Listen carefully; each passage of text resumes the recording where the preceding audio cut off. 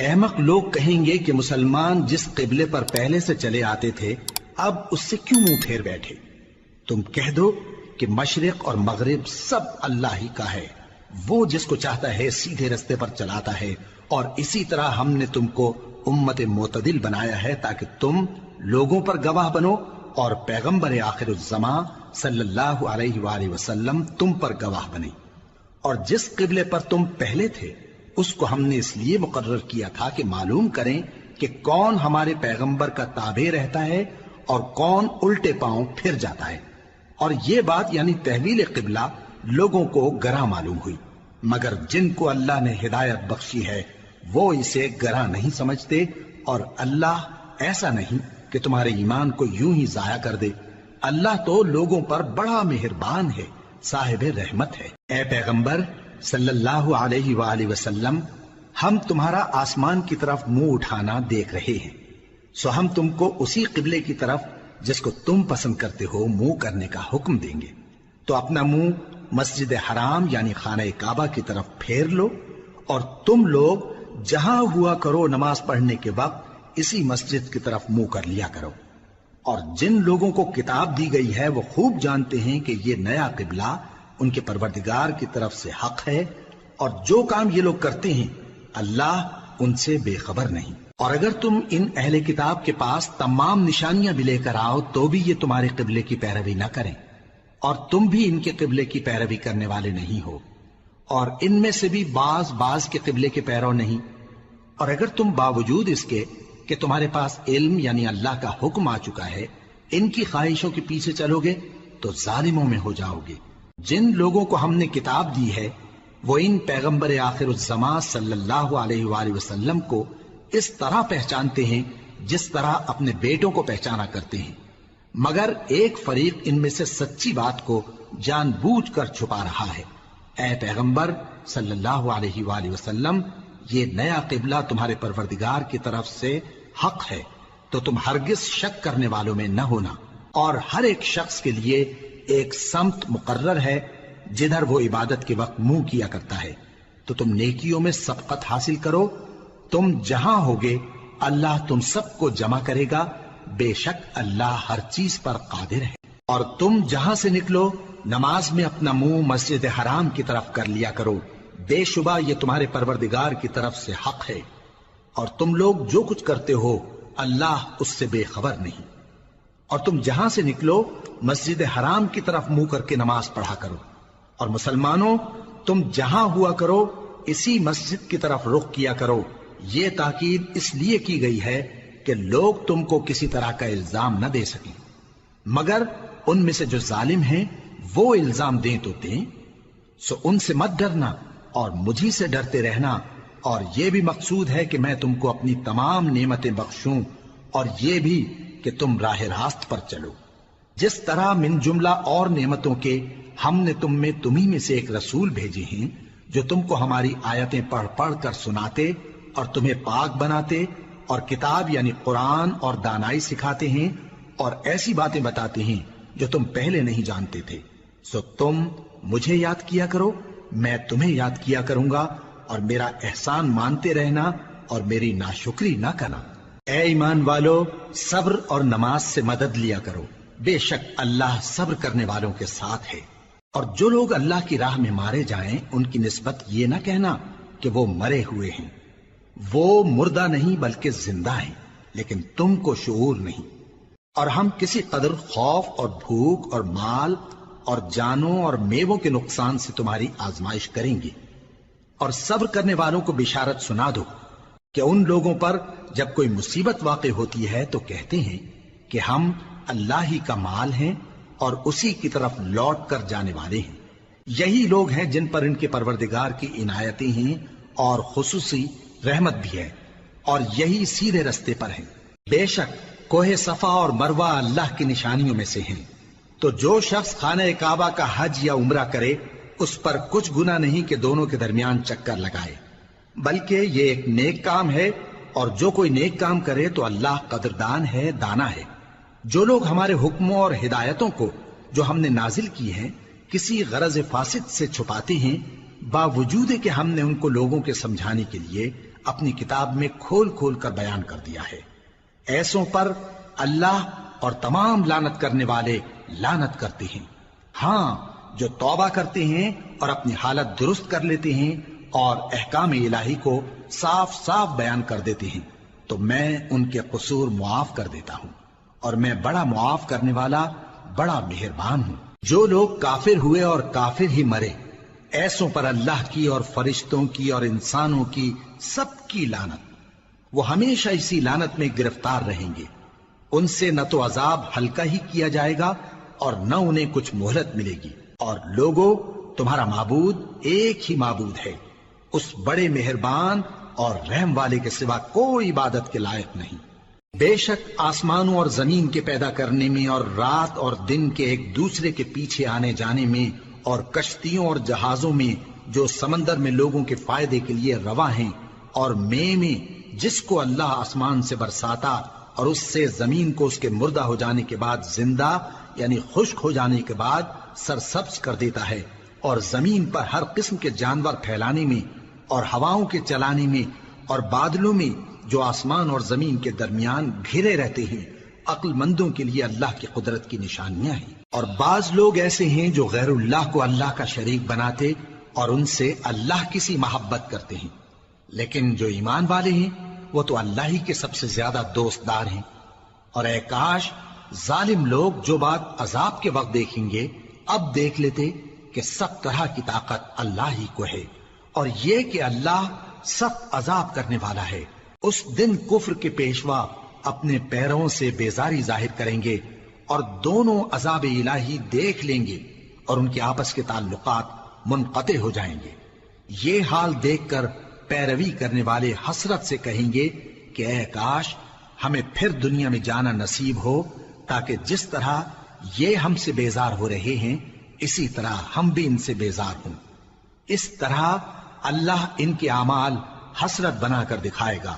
اور وہ دوزخ سے نکل نہیں سکیں گے۔ لوگوں، جو چیزیں زمین میں حلال طیب ہیں وہ کھاؤ، اور شیطان کے قدموں پر نہ چلو، وہ تمہارا کھلا دشمن ہے۔ وہ تو تم کو برائی اور بے حیائی ہی کے کام کرنے کو کہتا ہے، اور یہ بھی کہ اللہ کی نسبت ایسی باتیں کہو جن کا تمہیں کچھ بھی علم نہیں۔ اور جب ان لوگوں سے کہا جاتا ہے کہ جو کتاب اللہ نے نازل فرمائی ہے اس کی پیروی کرو، تو کہتے ہیں نہیں، بلکہ ہم تو اسی چیز کی پیروی کریں گے جس پر ہم نے اپنے باپ دادا کو پایا۔ بھلا اگرچہ ان کے باپ دادا نہ کچھ سمجھتے ہوں اور نہ سیدھے رستے پر ہوں، تب بھی وہ انہی کی تقلید کیے جائیں گے۔ جو لوگ کافر ہیں ان کی مثال اس شخص کی سی ہے جو کسی ایسی چیز کو آواز دے جو پکار اور آواز کے سوا کچھ سن نہ سکے۔ یہ بہرے ہیں، گونگے ہیں، اندھے ہیں کہ کچھ سمجھ ہی نہیں سکتے۔ اے اہل ایمان، جو پاکیزہ چیزیں ہم نے تم کو عطا فرمائی ہیں ان کو کھاؤ، اور اگر اللہ ہی کے بندے ہو تو اس کی نعمتوں کا شکر بھی ادا کرو۔ اس نے تو تم پر بس مرا ہوا جانور اور لہو اور سور کا گوشت اور جس چیز پر اللہ کے سوا کسی اور کا نام پکارا جائے حرام کر دیا ہے۔ ہاں، جو مجبور ہو جائے بشرطے کہ اللہ کی نافرمانی نہ کرے اور حد ضرورت سے باہر نہ نکل جائے، اس پر کچھ گناہ نہیں۔ بے شک اللہ بخشنے والا ہے، رحم کرنے والا ہے۔ جو لوگ اللہ کی کتاب سے ان آیتوں اور ہدایتوں کو جو اس نے نازل فرمائی ہیں چھپاتے اور ان کے بدلے تھوڑی سی قیمت یعنی دنیاوی منفعت حاصل کرتے ہیں، وہ اپنے پیٹوں میں محض آگ بھرتے ہیں۔ ایسے لوگوں سے اللہ قیامت کے دن نہ کلام کرے گا اور نہ ان کو گناہوں سے پاک کرے گا، اور ان کے لیے دکھ دینے والا عذاب ہے۔ یہ وہ لوگ ہیں جنہوں نے ہدایت چھوڑ کر گمراہی اور بخشش چھوڑ کر عذاب خرید لیا۔ یہ آتش جہنم کی کیسی برداشت کرنے والے ہیں۔ یہ اس لیے کہ اللہ نے کتاب سچائی کے ساتھ نازل فرمائی، اور جن لوگوں نے اس کتاب میں اختلاف کیا وہ ضد میں آ کر نیکی سے دور ہو گئے ہیں۔ نیکی یہی نہیں کہ تم مشرق و مغرب کو قبلہ سمجھ کر ان کی طرف منہ کر لو، بلکہ نیکی یہ ہے کہ لوگ اللہ پر اور روز آخر پر اور فرشتوں پر اور اللہ کی کتاب پر اور پیغمبروں پر ایمان لائیں، اور مال باوجود عزیز رکھنے کے رشتہ داروں اور یتیموں اور محتاجوں اور مسافروں اور مانگنے والوں کو دیں، اور گردنوں کے چھڑانے میں خرچ کریں، اور نماز پڑھیں اور زکات دیں، اور جب عہد کر لیں تو اس کو پورا کریں، اور سختی اور تکلیف میں اور جنگ کے وقت ثابت قدم رہیں۔ یہی لوگ ہیں جو ایمان میں سچے ہیں، اور یہی ہیں جو اللہ سے ڈرنے والے ہیں۔ مومنوں، تم کو مقتولوں کے بارے میں قصاص یعنی خون کے بدلے خون کا حکم دیا جاتا ہے، اس طرح پر کہ آزاد کے بدلے آزاد مارا جائے، اور غلام کے بدلے غلام، اور عورت کے بدلے عورت۔ اور اگر قاتل کو اس کے مقتول بھائی کے قصاص میں سے کچھ معاف کر دیا جائے تو وارث مقتول کو پسندیدہ طریق سے قرارداد کی پیروی یعنی مطالبہ خون بہا کرنا اور قاتل کو خوشخوئی کے ساتھ ادا کرنا چاہیے۔ یہ تمہارے پروردگار کی طرف سے تمہارے لیے آسانی اور مہربانی ہے۔ اب جو اس کے بعد زیادتی کرے اس کے لیے دکھ کا عذاب ہے۔ اور اے اہل عقل، حکم قصاص میں تمہاری زندگانی ہے کہ تم قتل و خونریزی سے بچو۔ تم پر فرض کیا جاتا ہے کہ جب تم میں سے کسی کو موت کا وقت آ جائے تو اگر وہ کچھ مال چھوڑ جانے والا ہو تو ماں باپ اور رشتہ داروں کے لیے دستور کے مطابق وصیت کر جائے۔ اللہ سے ڈرنے والوں پر یہ ایک حق ہے۔ پھر جو شخص وصیت کو سننے کے بعد اس کو بدل ڈالے تو اس کے بدلنے کا گناہ انہی لوگوں پر ہے جو اس کو بدلیں، اور بے شک اللہ سنتا جانتا ہے۔ اب اگر کسی کو وصیت کرنے والے کی طرف سے کسی وارث کی طرفداری یا حق تلفی کا اندیشہ ہو تو اگر وہ وصیت کو بدل کر وارثوں میں صلح کرا دے تو اس پر کچھ گناہ نہیں، بے شک اللہ بخشنے والا ہے، رحم والا ہے۔ مومنوں، تم پر روزے فرض کیے گئے ہیں جس طرح تم سے پہلے لوگوں پر فرض کیے گئے تھے تاکہ تم پرہیزگار بنو۔ روزوں کے دن گنتی کے چند روز ہیں، تو جو شخص تم میں سے بیمار ہو یا سفر میں ہو تو دوسرے دنوں میں روزوں کا شمار پورا کر لے۔ اور جو لوگ روزہ رکھنے کی طاقت رکھیں لیکن رکھیں نہیں، وہ روزے کے بدلے محتاج کو کھانا کھلا دیں۔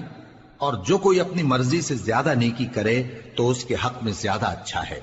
اور اگر سمجھو تو روزہ رکھنا ہی تمہارے حق میں بہتر ہے۔ روزوں کا مہینہ رمضان کا مہینہ ہے جس میں قرآن اول نازل ہوا، جو لوگوں کا رہنما ہے اور جس میں ہدایت کی کھلی نشانیاں ہیں، اور جو حق و باطل کو الگ الگ کرنے والا ہے۔ تو جو کوئی تم میں سے اس مہینے میں موجود ہو چاہیے کہ پورے مہینے کے روزے رکھے، اور جو بیمار ہو یا سفر میں ہو تو دوسرے دنوں میں روزے رکھ کر ان کا شمار پورا کر لے۔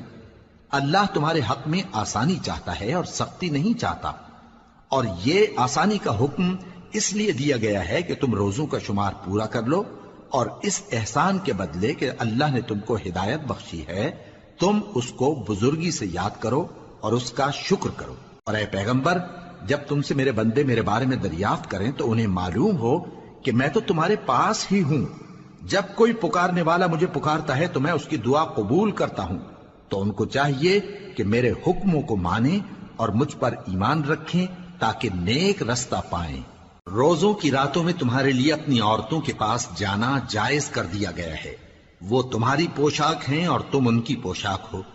اللہ کو معلوم ہے کہ تم ان کے پاس جانے سے اپنے حق میں خیانت کرتے تھے، سو اس نے تم پر مہربانی کی اور تمہاری حرکات سے درگزر فرمائی، تو اب تم کو اختیار ہے کہ ان سے مباشرت کرو۔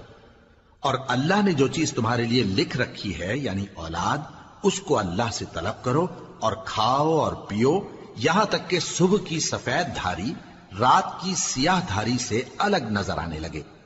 پھر روزہ رکھ کر رات تک پورا کرو،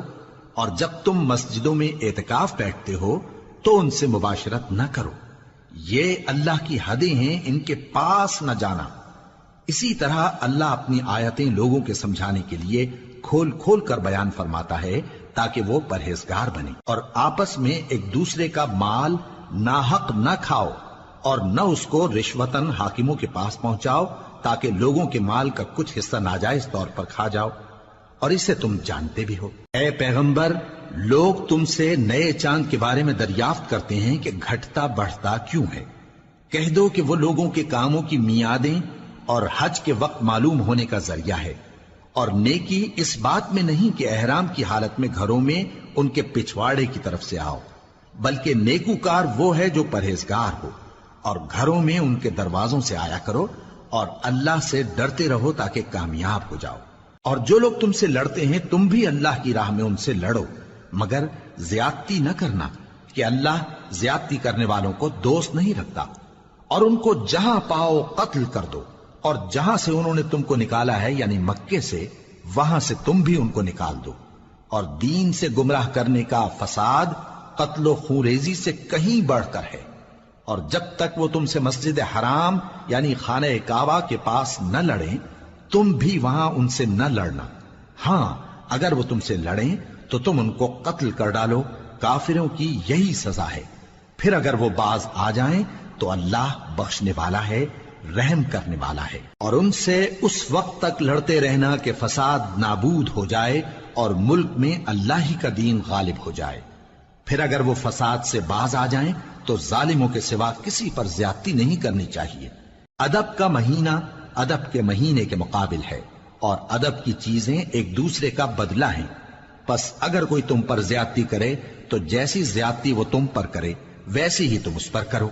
اور اللہ سے ڈرتے رہو اور جان رکھو کہ اللہ ڈرنے والوں کے ساتھ ہے۔ اور اللہ کی راہ میں مال خرچ کرو اور اپنے آپ کو ہلاکت میں نہ ڈالو، اور نیکی کرو، بے شک اللہ نیکی کرنے والوں کو دوست رکھتا ہے۔ اور اللہ کی خوشنودی کے لیے حج اور عمرے کو پورا کرو، اور اگر راستے میں روک لیے جاؤ تو جیسی قربانی میسر ہو کر دو، اور جب تک قربانی اپنے مقام پر نہ پہنچ جائے سر نہ منڈاؤ۔ اور اگر کوئی تم میں بیمار ہو یا اس کے سر میں کسی طرح کی تکلیف ہو تو اگر وہ سر منڈا لے تو اس کے بدلے روزے رکھے یا صدقہ دے یا قربانی کرے۔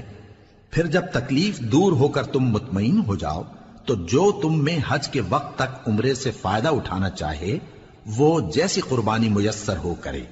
اور جس کو قربانی نہ ملے وہ 3 روزے ایام حج میں رکھے اور 7 جب واپس ہو،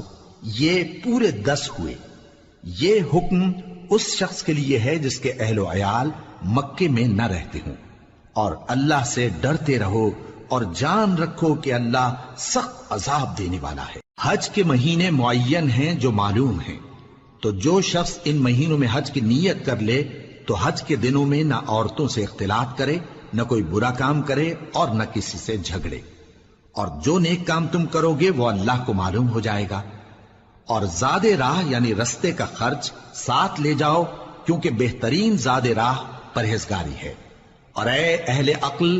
مجھی سے ڈرتے رہو، اس کا تمہیں کچھ گناہ نہیں کہ حج کے دنوں میں بذریعہ تجارت اپنے پروردگار سے روزی طلب کرو۔ اور جب عرفات سے واپس ہونے لگو تو مشعر حرام یعنی مزدلفہ میں اللہ کا ذکر کرو،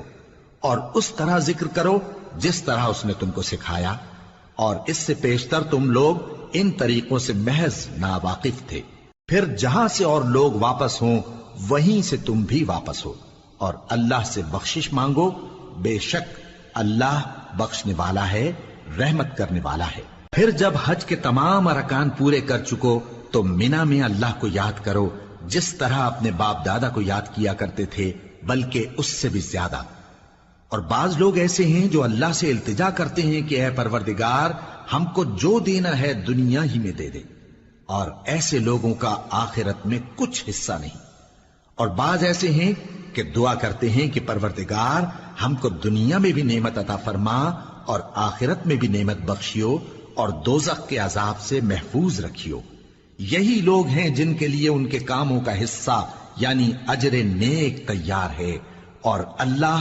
جلد حساب لینے والا ہے۔ اور قیام منا کے دنوں میں جو گنتی کے دن ہیں اللہ کو یاد کرو،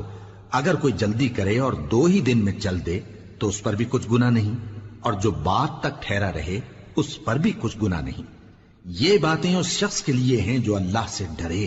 اور تم لوگ اللہ سے ڈرتے رہو اور جان رکھو کہ تم سب اس کے پاس جمع کیے جاؤ گے۔ اور کوئی شخص تو ایسا ہے جس کی گفتگو دنیا کی زندگی میں تم کو دلکش معلوم ہوتی ہے، اور وہ اپنے معافی ضمیر پر یعنی اس بات پر جو اس کے دل میں ہے اللہ کو گواہ بناتا ہے، حالانکہ وہ سخت جھگڑالو ہے۔ اور جب پیٹ پھیر کر چلا جاتا ہے تو زمین میں دوڑتا پھرتا ہے تاکہ اس میں فتنہ انگیزی کرے اور کھیتی کو برباد اور انسانوں اور حیوانوں کی نسل کو نابود کر دے، اور اللہ فتنہ انگیزی کو پسند نہیں کرتا۔ اور جب اس سے کہا جاتا ہے کہ اللہ سے خوف کر تو غرور اس کو گناہ میں پھنسا دیتا ہے، سو اس کو جہنم کافی ہے اور وہ بہت برا ٹھکانہ ہے۔ اور کوئی شخص ایسا ہے کہ اللہ کی خوشنودی حاصل کرنے کے لیے اپنی جان بیچ ڈالتا ہے، اور اللہ بندوں پر بہت مہربان ہے۔ مومنو، اسلام میں پورے پورے داخل ہو جاؤ اور شیطان کے پیچھے نہ چلو، وہ تو تمہارا کھلا دشمن ہے۔ پھر اگر تم احکام روشن پہنچ جانے کے بعد لڑکھڑا جاؤ تو جان رکھو کہ اللہ غالب ہے، حکمت والا ہے۔ کیا یہ لوگ اسی بات کے منتظر ہیں کہ ان پر اللہ کا عذاب بادل کے سائبانوں میں آ نازل ہو اور فرشتے بھی اتر آئیں اور کام تمام کر دیا جائے؟ اور سب کاموں کا رجوع اللہ ہی کی طرف ہے۔ اے پیغمبر، بنی اسرائیل سے پوچھو کہ ہم نے ان کو کتنی کھلی نشانیاں دیں، اور جو شخص اللہ کی نعمت کو اپنے پاس آنے کے بعد بدل دے تو اللہ سخت عذاب کرنے والا ہے۔ اور جو کافر ہیں ان کے لیے دنیا کی زندگی خوشنما کر دی گئی ہے، اور وہ مومنوں سے تمسخر کرتی ہیں، لیکن جو پرہیزگار ہیں وہ قیامت کے دن ان سے اوپر ہوں گے۔ اور اللہ جس کو چاہتا ہے بے حساب رزق دیتا ہے۔ پہلے تو سب لوگوں کا ایک ہی مذہب تھا، لیکن وہ آپس میں اختلاف کرنے لگے تو اللہ نے ان کی طرف بشارت دینے والے اور ڈر سنانے والے پیغمبر بھیجے، اور ان پر سچائی کے ساتھ کتابیں نازل کی، تاکہ جن امور میں لوگ اختلاف کرتے تھے ان کا ان میں فیصلہ کر دے۔ اور اس میں اختلاف بھی انہی لوگوں نے کیا جن کو کتاب دی گئی تھی، باوجود کہ ان کے پاس کھلے ہوئے احکام آ چکے تھے، اور یہ اختلاف انہوں نے صرف آپس کی ضد سے کیا۔ تو جس امر حق میں وہ اختلاف کرتے تھے اللہ نے اپنی مہربانی سے مومنوں کو اس کی راہ دکھا دی، اور اللہ جس کو چاہتا ہے سیدھا رستہ دکھا دیتا ہے۔ کیا تم یہ خیال کرتے ہو کہ یوں ہی بہشت میں داخل ہو جاؤ گے، اور ابھی تم کو پہلے لوگوں کی سی مشکلیں تو پیش آئی ہی نہیں؟ ان کو بڑی بڑی سختیاں اور تکلیفیں پہنچیں، اور وہ صعوبتوں میں ہلا ہلا دیے گئے، یہاں تک کہ پیغمبر اور مومن لوگ جو ان کے ساتھ تھے سب پکار اٹھے کہ کب اللہ کی مدد آئے گی۔ دیکھو اللہ کی مدد ان قریب آیا چاہتی ہے۔ اے نبی، لوگ تم سے پوچھتے ہیں کہ اللہ کی راہ میں کس طرح کا مال خرچ کریں۔ کہہ دو کہ جو چاہو خرچ کرو، لیکن جو مال خرچ کرنا چاہو وہ درجہ بدرجہ اہل استحقاق یعنی ماں باپ کو اور قریب کے رشتہ داروں کو اور یتیموں کو اور محتاجوں کو اور مسافروں کو سب کو دو، اور جو بھلائی تم کرو گے اللہ اس کو جانتا ہے۔ مسلمانوں، تم پر اللہ کے رستے میں لڑنا فرض کر دیا گیا ہے، اور وہ تمہیں ناگوار تو ہوگا، مگر عجب نہیں کہ ایک چیز تم کو بری لگے اور وہ تمہارے حق میں بھلی ہو، اور عجب نہیں کہ ایک چیز تم کو بھلی لگے اور وہ تمہارے لیے مضر ہو، اور ان باتوں کو اللہ ہی بہتر جانتا ہے اور تم نہیں جانتے۔ اے پیغمبر، لوگ تم سے عزت والے مہینوں میں لڑائی کرنے کے بارے میں دریافت کرتے ہیں، کہہ دو کہ ان میں لڑنا بڑا گناہ ہے، اور اللہ کی راہ سے روکنا اور اس سے کفر کرنا اور مسجد حرام یعنی خانہ کعبہ میں جانے سے بند کرنا اور اہل مسجد کو اس میں سے نکال دینا جو یہ کفار کرتے ہیں، اللہ کے نزدیک اس سے بھی زیادہ گناہ ہے، اور فتنہ انگیزی خونریزی سے بھی بڑھ کر ہے۔ اور یہ لوگ ہمیشہ تم سے لڑتے رہیں گے، یہاں تک کہ اگر مقدور رکھیں تو تم کو تمہارے دین سے پھیر دیں، اور جو کوئی تم میں سے اپنے دین سے پھر کر کافر ہو جائے گا اور کافر ہی مرے گا تو ایسے لوگوں کے اعمال دنیا اور آخرت دونوں میں برباد ہو جائیں گے، اور یہی لوگ دوزخ میں جانے والے ہیں جس میں ہمیشہ رہیں گے۔ جو لوگ ایمان لائے اور اللہ کے لیے وطن چھوڑ گئے اور کفار سے جنگ کرتے رہے وہی اللہ کی رحمت کے امیدوار ہیں، اور اللہ بخشنے والا ہے، رحمت کرنے والا ہے۔ اے پیغمبر، لوگ تم سے شراب اور جوئے کا حکم دریافت کرتے ہیں، کہہ دو کہ ان میں گناہ بڑے ہیں اور لوگوں کے لیے کچھ فائدے بھی ہیں، مگر ان کے گناہ فائدوں سے کہیں زیادہ ہیں۔ اور یہ بھی تم سے پوچھتے ہیں کہ اللہ کی راہ میں کون سا مال خرچ کریں، کہہ دو کہ جو ضرورت سے زیادہ ہو۔ اس طرح اللہ تمہارے لیے اپنے احکام کھول کھول کر بیان فرماتا ہے تاکہ تم سوچو، یعنی دنیا اور آخرت کی باتوں میں غور کرو۔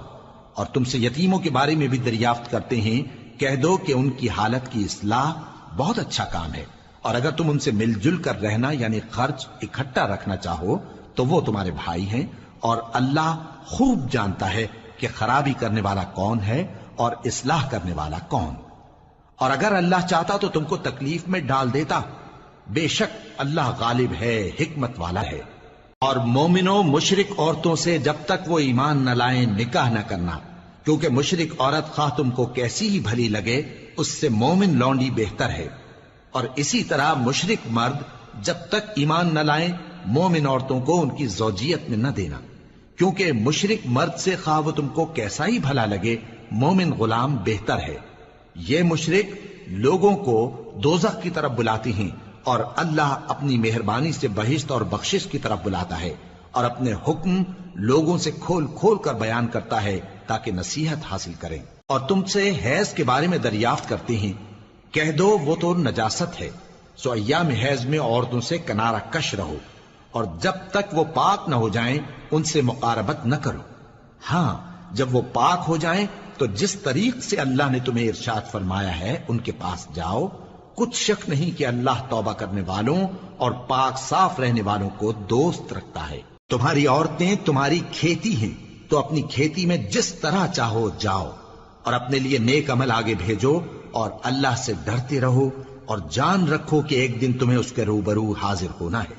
اور اے پیغمبر ایمان والوں کو بشارت سنا دو، اور اللہ کے نام کو اس بات کا ہیلا نہ بنانا کہ اس کی قسمیں کھا کھا کر سلوک کرنے اور پرہیزگاری کرنے اور لوگوں میں صلح و سازگاری کرانے سے رک جاؤ، اور اللہ سب کچھ سنتا ہے جانتا ہے۔ اللہ تمہاری لغو قسموں پر تم سے مواخذہ نہیں کرے گا، لیکن جو قسمیں تم قصد دلی سے کھاؤ گے ان پر مواخذہ کرے گا، اور اللہ بخشنے والا ہے بردبار ہے۔ جو لوگ اپنی عورتوں کے پاس جانے کی قسم کھا لیں ان کو 4 مہینے تک انتظار کرنا چاہیے۔ اگر اس عرصے میں قسم سے رجوع کر لیں تو اللہ بخشنے والا ہے، مہربان ہے، اور اگر طلاق کا ارادہ کر لیں تو بھی اللہ سنتا ہے جانتا ہے۔ اور طلاق والی عورتیں 3 حیض تک اپنے تئیں روکے رہیں، اور اگر وہ اللہ اور روز قیامت پر ایمان رکھتی ہیں تو ان کو جائز نہیں کہ اللہ نے جو کچھ ان کے شکم میں پیدا کیا ہے اس کو چھپائیں، اور ان کے خاوند اگر پھر موافقت چاہیں تو اس مدت میں وہ ان کو اپنی زوجیت میں لے لینے کے زیادہ حقدار ہیں۔ اور عورتوں کا حق مردوں پر ویسا ہی ہے جیسے دستور کے مطابق مردوں کا حق عورتوں پر ہے، البتہ مردوں کو عورتوں پر 1 درجہ فضیلت ہے، اور اللہ غالب ہے، صاحب حکمت ہے۔ طلاق صرف 2 بار ہے، یعنی جب 2 دفعہ طلاق دے دی جائے تو پھر عورتوں کو یا تو بطریق شائستہ نکاح میں رہنے دینا ہے یا بھلائی کے ساتھ چھوڑ دینا، اور یہ جائز نہیں کہ جو مہر تم ان کو دے چکے ہو اس میں سے کچھ واپس لے لو۔ ہاں اگر زن و شوہر کو خوف ہو کہ وہ اللہ کی حدوں کو قائم نہیں رکھ سکیں گے تو اگر عورت خاوند کے ہاتھ سے رہائی پانے کے بدلے میں کچھ دے ڈالے تو دونوں پر کچھ گناہ نہیں۔ یہ اللہ کی مقرر کی ہوئی حدیں ہیں، ان سے باہر نہ نکلنا، اور جو لوگ اللہ کی حدوں سے باہر نکل جائیں گے وہ گناہگار ہوں گے۔ پھر اگر شوہر 2 طلاقوں کے بعد تیسری طلاق عورت کو دے دے تو اس کے بعد جب تک عورت کسی دوسرے شخص سے نکاح نہ کر لے اس پہلے شوہر پر حلال نہ ہوگی۔ ہاں اگر دوسرا خاوند بھی طلاق دے دے اور عورت اور پہلا خاوند پھر ایک دوسرے کی طرف رجوع کر لیں تو ان پر کچھ گناہ نہیں، بشرطے کہ دونوں یقین کریں کہ اللہ کی حدوں کو قائم رکھ سکیں گے، اور یہ اللہ کی حدیں ہیں، ان کو وہ ان لوگوں کے لیے بیان فرماتا ہے جو علم رکھتے ہیں۔ اور جب تم عورتوں کو 2 دفعہ طلاق دے چکو اور ان کی عدت پوری ہو جائے تو انہیں یا تو حسن سلوک سے نکاح میں رہنے دو یا بطریق شائستہ رخصت کر دو، اور اس نیت سے ان کو نکاح میں نہ رہنے دینا چاہیے کہ انہیں تکلیف دو اور ان پر زیادتی کرو، اور جو ایسا کرے گا وہ اپنا ہی نقصان کرے گا۔ اور اللہ کے احکام کو ہنسی اور کھیل نہ بناؤ، اور اللہ نے تم کو جو نعمتیں بخشی ہیں اور تم پر جو کتاب اور دانائی کی باتیں نازل کی ہیں جن سے وہ تمہیں نصیحت فرماتا ہے ان کو یاد کرو، اور اللہ سے ڈرتے رہو، اور جان رکھو کہ اللہ ہر چیز سے واقف ہے۔ اور جب تم عورتوں کو طلاق دے چکو اور ان کی عدت پوری ہو جائے تو ان کو اپنے شوہروں کے ساتھ جب وہ آپس میں جائز طور پر راضی ہو جائیں نکاح کرنے سے مت روکو۔ اس حکم سے اس شخص کو نصیحت کی جاتی ہے جو تم میں اللہ اور روز آخر پر یقین رکھتا ہے۔ یہ تمہارے لیے نہایت خوب اور بہت پاکیزگی کی بات ہے، اور اللہ جانتا ہے اور تم نہیں جانتے۔ اور مائیں اپنے بچوں کو پورے 2 سال دودھ پلائیں یہ حکم اس شخص کے لیے ہے جو پوری مدت تک دودھ پلوانا چاہے، اور دودھ پلانے والی ماؤں کا کھانا اور کپڑا دستور کے مطابق باپ کے ذمے ہوگا۔ کسی شخص کو اس کی طاقت سے زیادہ تکلیف نہیں دی جاتی، تو یاد رکھو کہ نہ تو ماں کو اس کے بچے کے سبب نقصان پہنچایا جائے اور نہ باپ کو اس کی اولاد کی وجہ سے نقصان پہنچایا جائے، اور اسی طرح نان و نفقہ بچے کے وارث کے ذمے ہے۔ اور اگر دونوں یعنی ماں باپ آپس کی رضامندی اور صلاح سے بچے کا دودھ چھڑانا چاہیں تو ان پر کچھ گناہ نہیں، اور اگر تم اپنی اولاد کو دودھ پلوانا چاہو تو تم پر کچھ گناہ نہیں، بشرطے کہ تم دودھ پلانے والیوں کو دستور کے مطابق ان کا حق جو تم نے دینا کیا تھا دے دو، اور اللہ سے ڈرتے رہو اور جان رکھو کہ جو کچھ تم کرتے ہو اللہ اس کو دیکھ رہا ہے۔ اور جو لوگ تم میں سے مر جائیں اور عورتیں چھوڑ جائیں تو وہ عورتیں 4 مہینے اور 10 دن اپنے آپ کو روکے رہیں، اور جب یہ عدت پوری کر چکیں اور اپنے حق میں پسندیدہ کام یعنی نکاح کر لیں تو تم پر کچھ گناہ نہیں، اور اللہ تمہارے سب کاموں سے واقف ہے۔ اگر تم اشارے کنائے میں عورتوں کو نکاح کا پیغام بھیجو یا نکاح کی خواہش کو اپنے دلوں میں مخفی رکھو تو تم پر کچھ گناہ نہیں۔ اللہ کو معلوم ہے کہ تم ان سے نکاح کا ذکر کرو گے، مگر ایام عدت میں اس کے سوا کے دستور کے مطابق کوئی بات کہہ دو، پوشیدہ طور پر ان سے قول و قرار نہ کرنا، اور جب تک عدت پوری نہ ہو لے نکاح کا پختہ ارادہ نہ کرنا، اور جان رکھو کہ جو کچھ تمہارے دلوں میں ہے اللہ کو سب معلوم ہے، تو اس سے ڈرتے رہو اور جان رکھو کہ اللہ بخشنے والا ہے، حلم والا ہے۔ اور اگر تم عورتوں کو ان کے پاس جانے یا ان کا مہر مقرر کرنے سے پہلے طلاق دے دو تو تم پر کچھ گناہ نہیں، ہاں ان کو دستور کے مطابق کچھ خرچ ضرور دو، یعنی مقدور والا اپنے مقدور کے مطابق دے اور تنگ دست اپنی حیثیت کے مطابق۔ نیک لوگوں پر یہ ایک طرح کا حق ہے۔ اور اگر تم عورتوں کو ان کے پاس جانے سے پہلے طلاق دے دو لیکن مہر مقرر کر چکے ہو تو آدھا مہر دینا ہوگا۔ ہاں اگر عورتیں مہر بخش دیں یا مرد جن کے ہاتھ میں عقد نکاح ہے اپنا حق چھوڑ دیں اور پورا مہر دے دیں تو ان کو اختیار ہے۔ اور اگر تم مرد لوگ ہی اپنا حق چھوڑ دو تو یہ پرہیزگاری کی بات ہے، اور آپس میں بھلائی کرنے کو فراموش نہ کرنا۔ کچھ شک نہیں کہ اللہ تمہارے سب کاموں کو دیکھ رہا ہے۔ مسلمانوں، سب نمازیں خصوصاً بیچ کی نماز یعنی نماز عصر پورے اہتمام کے ساتھ ادا کرتے رہو اور اللہ کے آگے ادب سے کھڑے رہا کرو۔ پھر اگر تم خوف کی حالت میں ہو تو پیادے یا سوار جس حال میں ہو نماز پڑھ لو۔ پھر جب امن و اطمینان ہو جائے تو جس طریق سے اللہ نے تم کو سکھایا ہے جو تم پہلے نہیں جانتے تھے اللہ کو یاد کرو۔ اور جو لوگ تم میں سے مر جائیں اور عورتیں چھوڑ جائیں وہ اپنی عورتوں کے حق میں وصیت کر جائیں کہ ان کو 1 سال تک خرچ دیا جائے اور گھر سے نہ نکالی جائیں۔ ہاں اگر وہ خود گھر سے چلی جائیں اور اپنے حق میں پسندیدہ کام یعنی نکاح کر لیں تو تم پر کچھ گناہ نہیں، اور اللہ زبردست ہے، حکمت والا ہے۔ اور مطلقہ عورتوں کو بھی دستور کے مطابق نان و نفقہ دینا چاہیے، پرہیزگاروں پر یہ بھی حق ہے۔ اسی طرح اللہ اپنے احکام تمہارے لیے بیان فرماتا ہے تاکہ تم سمجھو۔ بھلا تم نے ان لوگوں کو نہیں دیکھا جو شمار میں ہزاروں ہی تھے اور موت کے ڈر سے اپنے گھروں سے نکل بھاگے تھے؟ تو اللہ نے ان کو حکم دیا کہ مر جاؤ، پھر ان کو زندہ بھی کر دیا۔ کچھ شک نہیں کہ اللہ لوگوں پر مہربانی رکھتا ہے، لیکن اکثر لوگ شکر نہیں کرتے۔ اور مسلمانوں، اللہ کی راہ میں جہاد کرو اور جان رکھو کہ اللہ سب کچھ سنتا ہے، سب کچھ جانتا ہے۔ کون ہے کہ اللہ کو قرض حسنہ دے کہ وہ اس کے بدلے اس کو کئی گنا زیادہ دے گا، اور اللہ ہی روزی کو تنگ کرتا اور وہی اسے کشادہ کرتا ہے، اور تم اسی کی طرف لوٹ کر جاؤ گے۔ بھلا تم نے بنی اسرائیل کی ایک جماعت کو نہیں دیکھا جس نے موسیٰ کے بعد اپنے پیغمبر سے کہا کہ آپ ہمارے لیے ایک بادشاہ مقرر کر دیں تاکہ ہم اللہ کی راہ میں جہاد کریں؟ پیغمبر نے کہا کہ اگر تم کو جہاد کا حکم دیا جائے تو ایسا تو نہیں کہ لڑنے سے پہلو تہی کرو۔ وہ کہنے لگے کہ ہم اللہ کی راہ میں کیوں نہ لڑیں گے جبکہ ہم وطن سے خارج اور بال بچوں سے جدا کر دیے گئے۔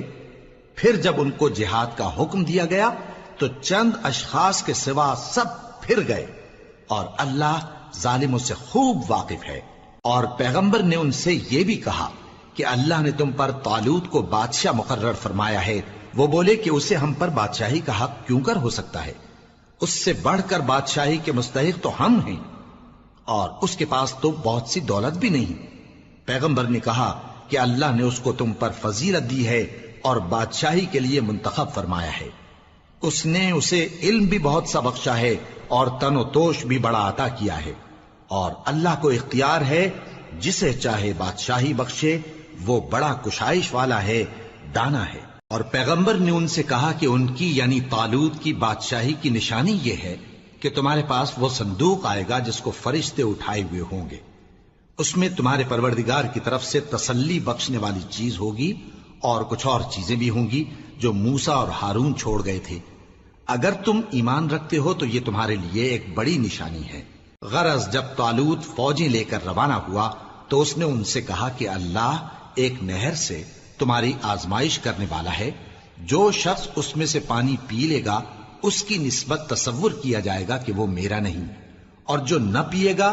وہ سمجھا جائے گا کہ میرا ہے۔ ہاں اگر کوئی ہاتھ سے چلو بھر پانی لے لے تو خیر۔ جب وہ لوگ نہر پر پہنچے تو چند آدمیوں کے سوا سب نے پانی پی لیا۔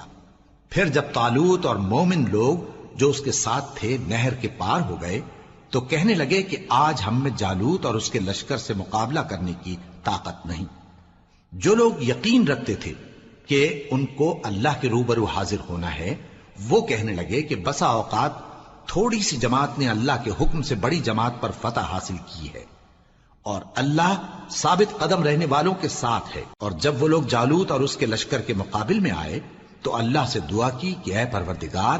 ہم پر صبر کے دہانے کھول دے اور ہمیں لڑائی میں ثابت قدم رکھ اور لشکر کفار پر فتح یاب کر۔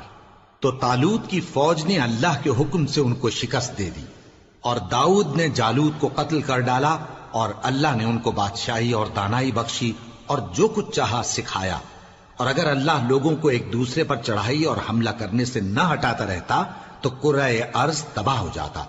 لیکن اللہ اہل عالم پر بڑا مہربان ہے۔